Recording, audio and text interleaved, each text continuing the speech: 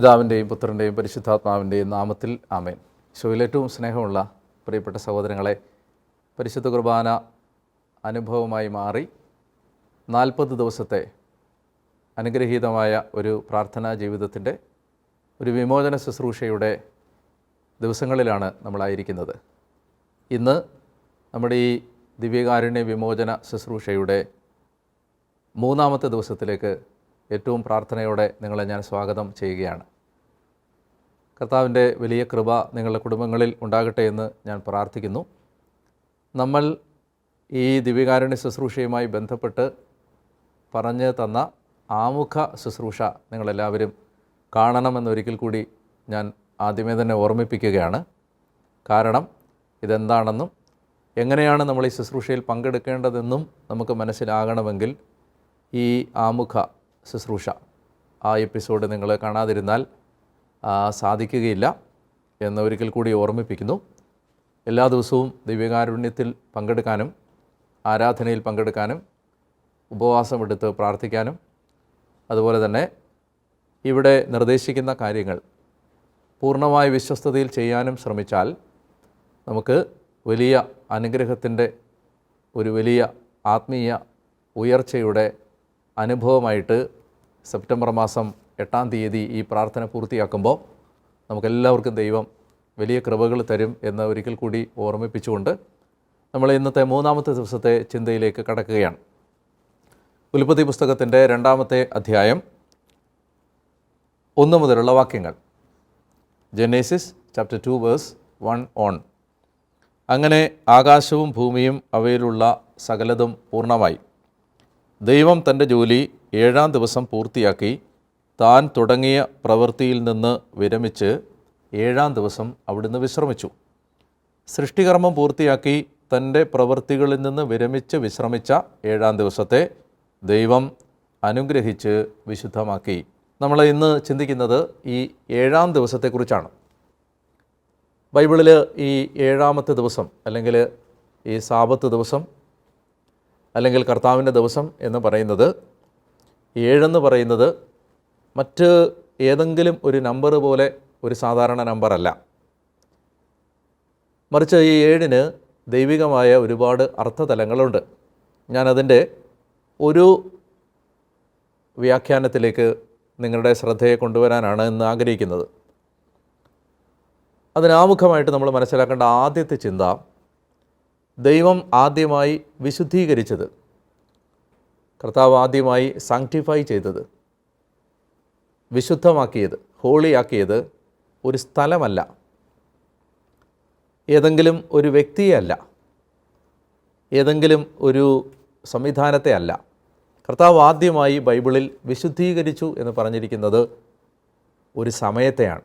അപ്പോൾ ആദ്യമായി നമ്മുടെ മനസ്സിലേക്ക് രജിസ്റ്റർ ചെയ്യേണ്ട ചിന്ത ഇതാണ്: ദൈവം വിശുദ്ധീകരിച്ച ആദ്യത്തെ യാഥാർത്ഥ്യം ഒരു സ്ഥലമല്ല. ഉദാഹരണത്തിന് ഒരു ദേവാലയം വിശുദ്ധീകരിച്ച് ദൈവജനത്തിന് ദൈവം തരികയല്ല, മറിച്ച് ദൈവം ആദ്യമായിട്ട് ബൈബിളിൽ വിശുദ്ധീകരിക്കുന്നത് ഒരു സമയത്തെയാണ്. ആ സമയമാണ് 7-ാം ദിവസം എന്നതുകൊണ്ട് ഉദ്ദേശിക്കുന്നത്. വ്യാപകമായ അർത്ഥത്തിൽ, വിശാലമായ അർത്ഥത്തിൽ 7-ാം ദിവസം എന്ന് പറയുന്നത് ഒരു പ്രത്യേക ദിവസം എന്നതിനപ്പുറത്ത്, വിശാലമായ അർത്ഥത്തിലാണ്, ഒരു പ്രത്യേക ദിവസം എന്നതിനപ്പുറത്ത് 7-ാം ദിവസം എന്ന് പറയുന്നത് നമ്മൾ ദൈവത്തോടുള്ള ബന്ധത്തിലേക്ക് പ്രവേശിക്കുന്ന ഏത് സമയത്തെയും വിളിക്കാവുന്ന പേരാണ് 7-ാമത്തെ ദിവസം അല്ലെങ്കിൽ സാബത്ത് ദിവസം. നമ്മൾ ദൈവത്തോടുള്ള ബന്ധത്തിലേക്ക് പ്രവേശിക്കുന്ന ഏത് ദിവസവും 7-ാമത്തെ ദിവസമാണ്. അപ്പോൾ എന്താണ് ഇതിൻ്റെ പ്രത്യേകത?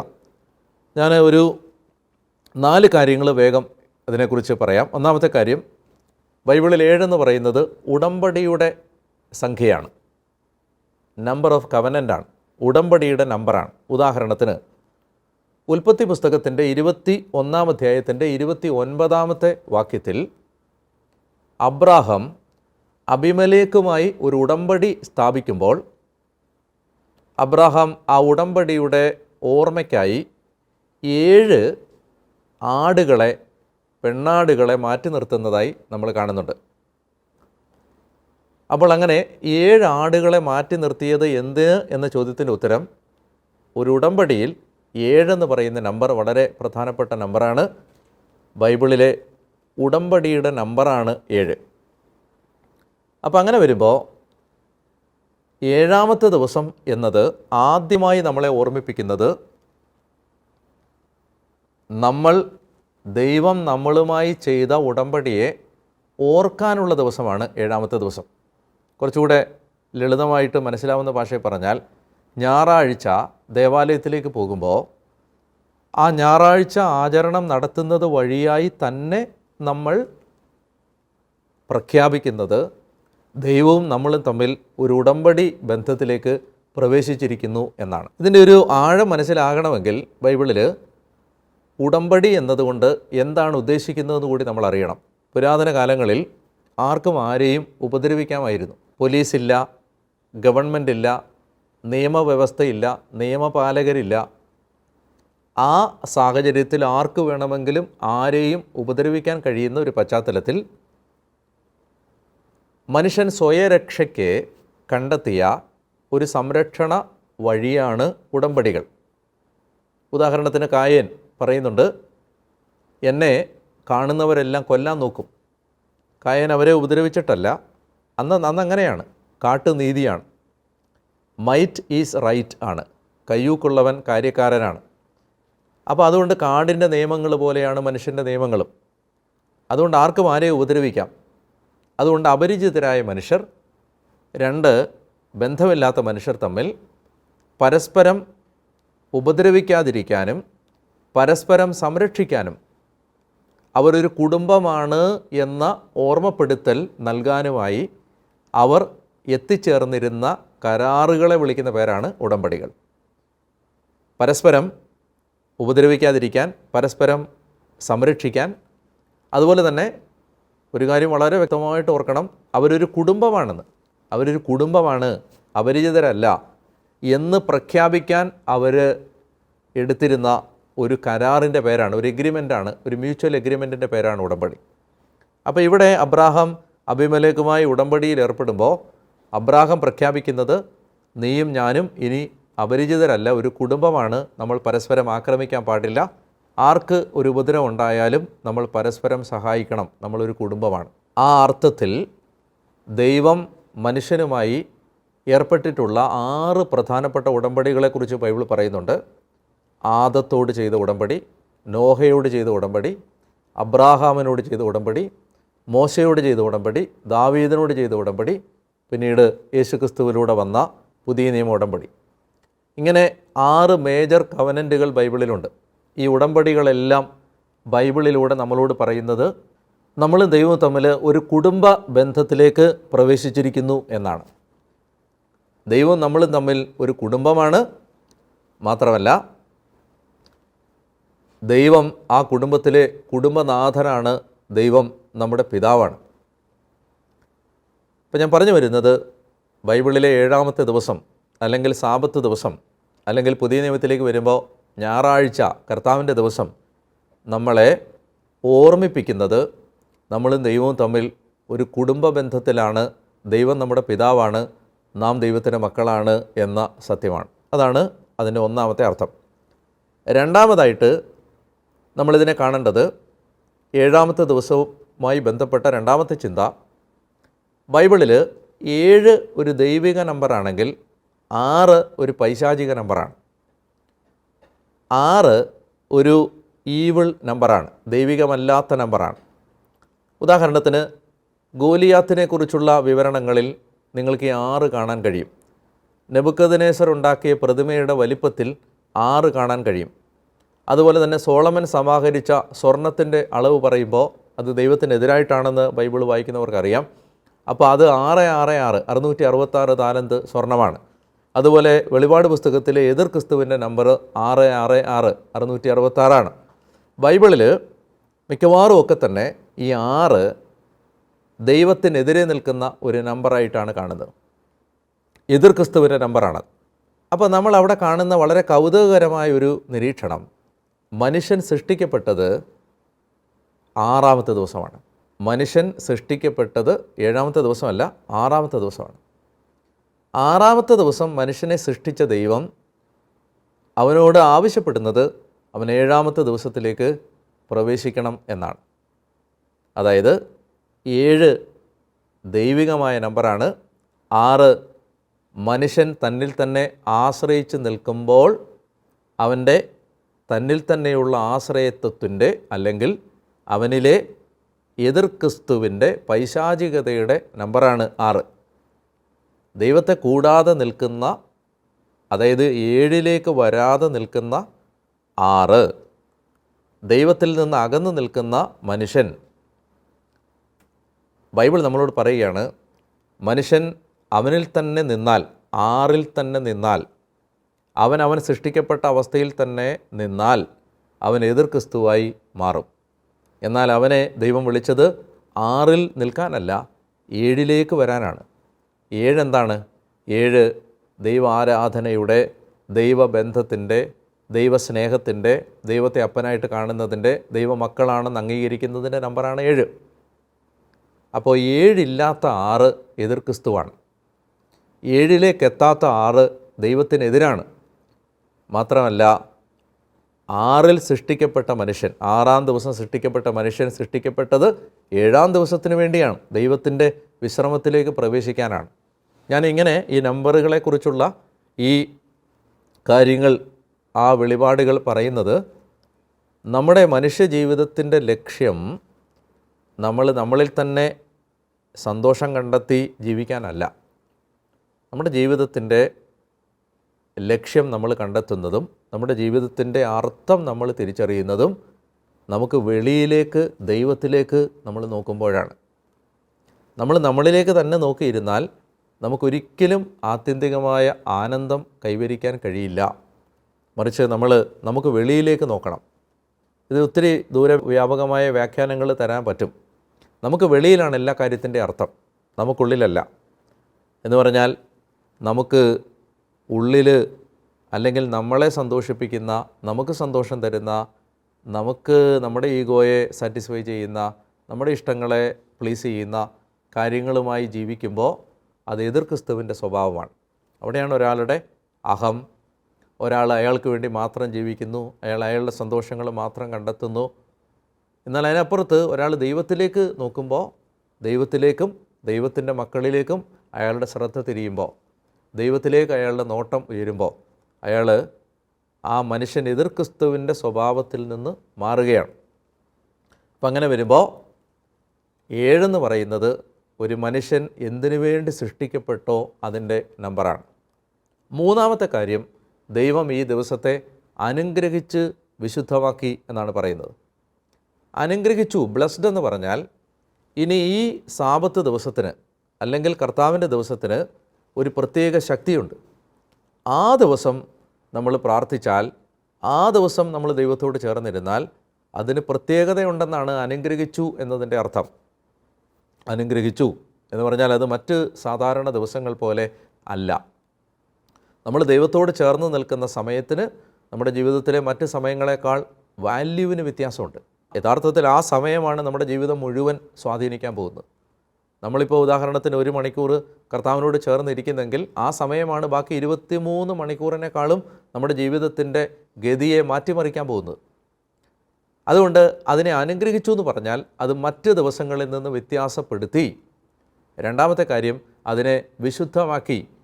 വിശുദ്ധമാക്കി എന്ന് പറഞ്ഞാൽ അതിനെ വേർതിരിച്ചു വെച്ചു എന്നാണ് ബൈബിളിലെ അർത്ഥം. സെപ്പറേറ്റ് ചെയ്തു എന്നാണ്.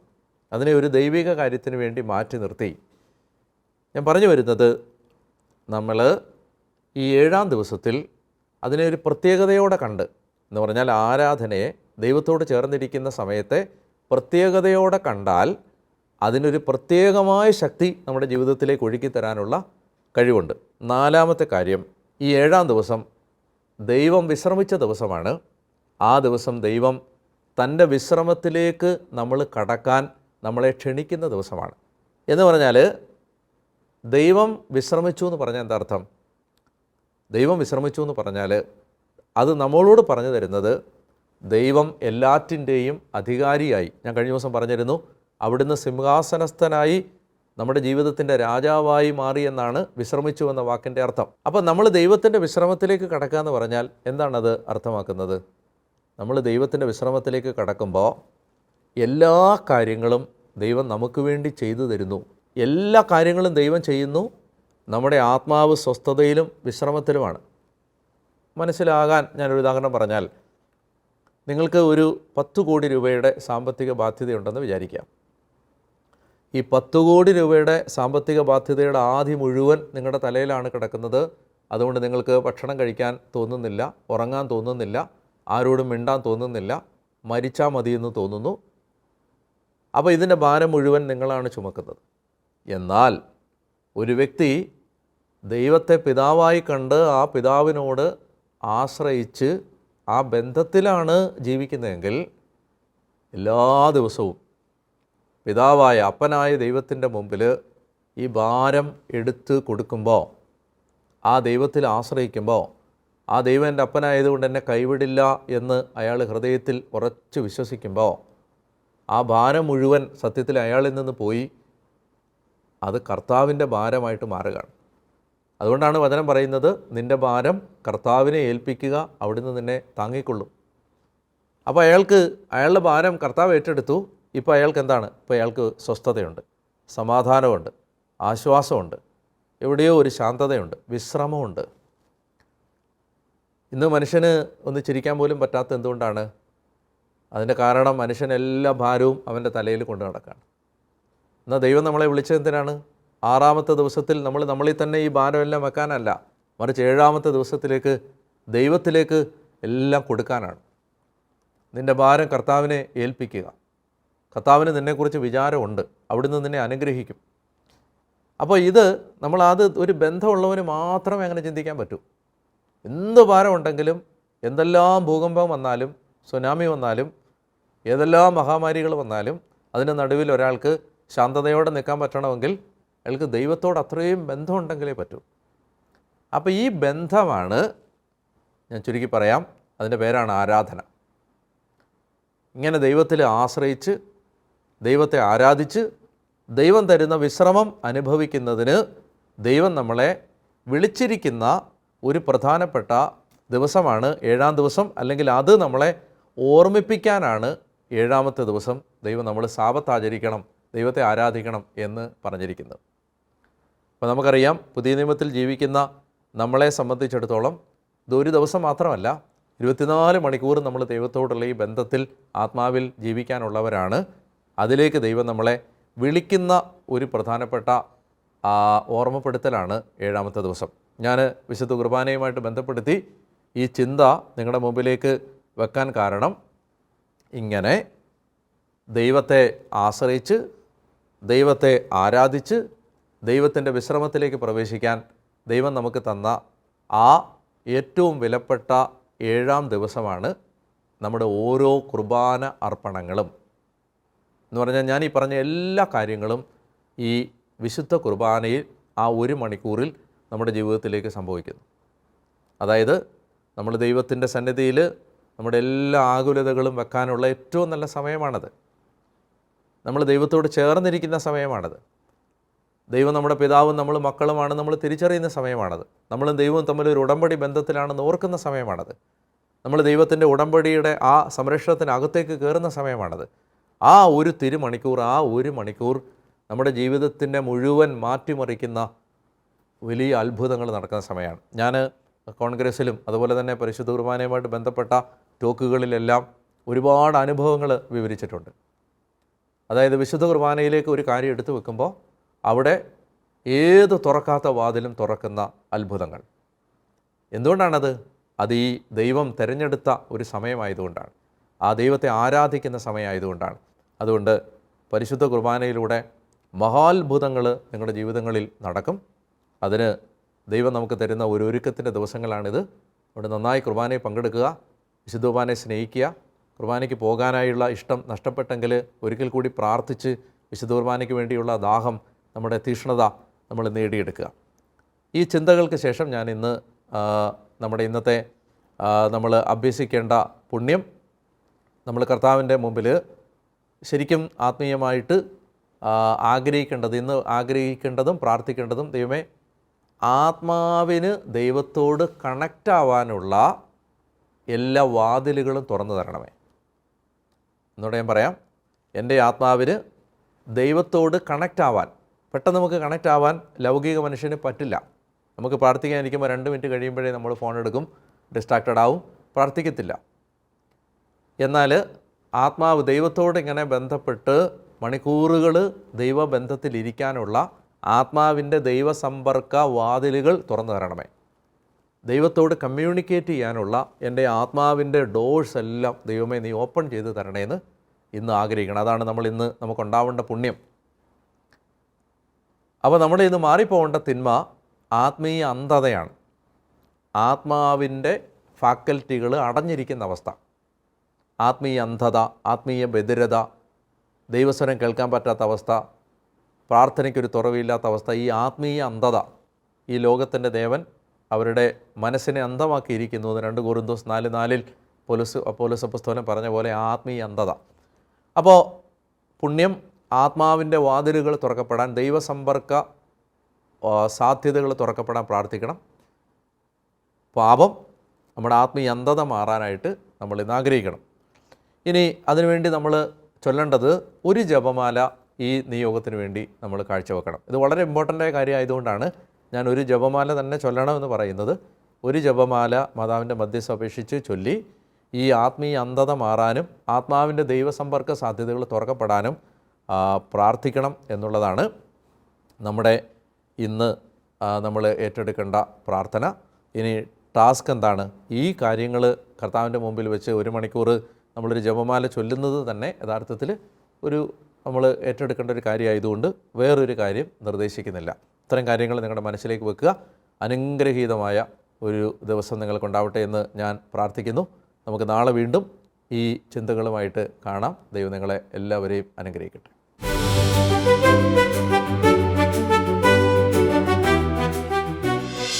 പരിശുദ്ധ പരമ ദിവ്യകാരുണ്യീശോയ്ക്ക് നേരവും ആരാധനയും സ്തുതിയും പുകഴ്ചയും ഉണ്ടായിരിക്കട്ടെ. കർത്താവിൻ്റെ തിരുസന്നിധിയിൽ നമ്മളെ ഓരോരുത്തരെയും ഈ സമയത്ത് നമുക്ക് സമർപ്പിക്കാം. ദൈവം ഈ ദിവ്യകാരുണ്യ ശുശ്രൂഷയിലൂടെ നമ്മുടെ കുടുംബങ്ങളിലേക്ക് അനുഗ്രഹത്തിൻ്റെ വലിയ പ്രവാഹം ഒഴുക്കിത്തരണമേ എന്ന് നമുക്ക് ആഗ്രഹിച്ച് പ്രാർത്ഥിക്കാം. കർത്താവായ ദൈവമേ, ഈ ശുശ്രൂഷയിൽ പങ്കെടുത്തുകൊണ്ടിരിക്കുന്ന ഓരോ മകനും മകൾക്കും വേണ്ടി ഇന്ന് അങ്ങയുടെ കാരുണ്യം അപേക്ഷിക്കുന്നു. അങ്ങ് സൃഷ്ടിച്ച ഞങ്ങൾ കർത്താവെ അങ്ങയിലേക്ക് തിരിഞ്ഞ് ജീവിക്കാനാണ് ഞങ്ങളെ അവിടുന്ന് 7-ാം ദിവസത്തിലേക്ക് വിളിച്ചത്. അവിടുന്ന് വാഗ്ദാനം ചെയ്ത വിശ്രമത്തിലേക്ക് പ്രവേശിക്കാൻ കർത്താവെ ഞങ്ങളുടെ ഭാരങ്ങളെല്ലാം കർത്താവിൻ്റെ കയ്യിൽ ഏൽപ്പിക്കാൻ, ഞങ്ങൾ ആകുലതയും ഉത്കണ്ഠയും ഭയവും നിരാശയും നിറഞ്ഞ ജീവിതങ്ങൾ നയിക്കാതിരിക്കാൻ ഞങ്ങളെപ്പോഴും സന്തോഷമുള്ളവരും നിർമ്മല ഹൃദയരും പ്രസന്നവദനരും നിഷ്കളങ്കരുമായി സന്തോഷത്തോടെ ജീവിക്കാൻ കർത്താവെ നീ ഞങ്ങളുടെ ആകുലതകളും ഉത്കണ്ഠകളും ഭാരവും ഭയവും നിരാശയും ഏറ്റെടുക്കണമേ എന്ന് പ്രാർത്ഥിക്കുന്നു. കർത്താവായ ദൈവമേ, ഞങ്ങൾ എപ്പോഴും അങ്ങയിൽ ആശ്രയിക്കുന്നവരായി ജീവിക്കാൻ ഞങ്ങളെ അവിടുന്ന് ഇടയാക്കണമേ എന്ന് അപേക്ഷിക്കുന്നു. ഞങ്ങളുടെ ഹൃദയത്തിൽ ആനന്ദം തരണമേ എന്ന് പ്രാർത്ഥിക്കുന്നു. ഈ ശുശ്രൂഷയിൽ പങ്കെടുത്തുകൊണ്ടിരിക്കുന്ന ഏതെങ്കിലും മകനോ മകളോ നിരാശയിലാണെങ്കിൽ കർത്താവെ അങ്ങയിൽ ആശ്രയിക്കാൻ കൃപ കൊടുക്കണമേ, കൈപിടിച്ചുയർത്തണമേ എന്ന് പ്രാർത്ഥിക്കുന്നു. കർത്താവായ യേശുവിൻ്റെ നാമത്തിൽ ഞങ്ങളുടെ പ്രാർത്ഥന അവിടുന്ന് കേൾക്കുമാറാകണമേ. ആമേൻ. നമ്മൾ പരിശുദ്ധ കുർബാനയുടെ ആശീർവാദം സ്വീകരിക്കുമ്പോൾ പ്രിയപ്പെട്ടവരെ, നിങ്ങളുടെ എല്ലാ വേദനകളും കർത്താവിലേക്ക് സമർപ്പിക്കാം. ഈ ദിവ്യകാരുണ്യ ആശീർവാദത്തിലൂടെ നിങ്ങളുടെ കുടുംബങ്ങളിലേക്ക് വലിയ കൃപകൾ കടന്നു വരാനായിട്ട് ആഗ്രഹിച്ചുകൊണ്ട് നിങ്ങളെവിടെയായിരുന്നാലും മുട്ടുമേൽ നിന്നോ കരങ്ങൾ കൂപ്പി കണ്ണടച്ച് നിന്നോ തലകുനിച്ച് നിന്ന് നിങ്ങൾ ഈ ആശീർവാദം സ്വീകരിക്കുമ്പോൾ ദൈവം വലിയ കൃപകൾ വർഷിക്കും. നമുക്ക് പരിശുദ്ധ കുർബാനയുടെ ആശീർവാദം സ്വീകരിക്കാം.